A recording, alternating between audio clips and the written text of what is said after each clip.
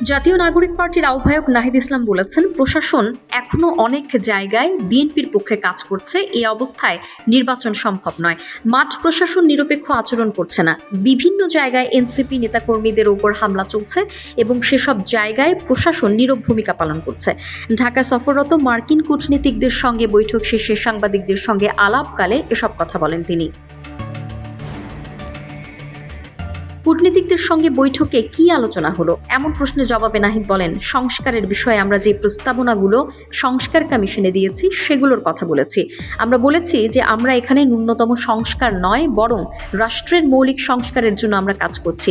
এই পরিবর্তনগুলো ছাড়া নির্বাচন হলে তা গ্রহণযোগ্য হবে না। সেই নির্বাচনে জাতীয় নাগরিক পার্টি অংশগ্রহণ করবে কিনা সেটাও বিবেচনাধীন থাকবে বলেও জানান তিনি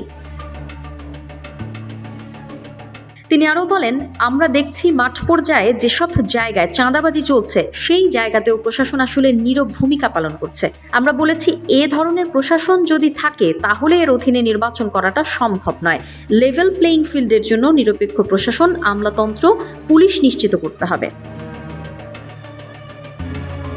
প্রধান উপদেষ্টার দেয়া নির্বাচনের সময়সীমা নিয়ে নাহিদ বলেন, প্রাথমিকভাবে আমরা সমর্থন করছি, কিন্তু নির্বাচনের আগে অবশ্যই কি কি কাজ করে নির্বাচনে যেতে হবে সে বিষয়টি নিশ্চিত করতে হবে। বিশেষ করে বিচারের রোডম্যাপ দেয়া এবং সংস্কার ও জুলাই সনদ কার্যকর করা ছাড়া নির্বাচনের সময় নিয়ে কথা বলে আসলে লাভ নেই।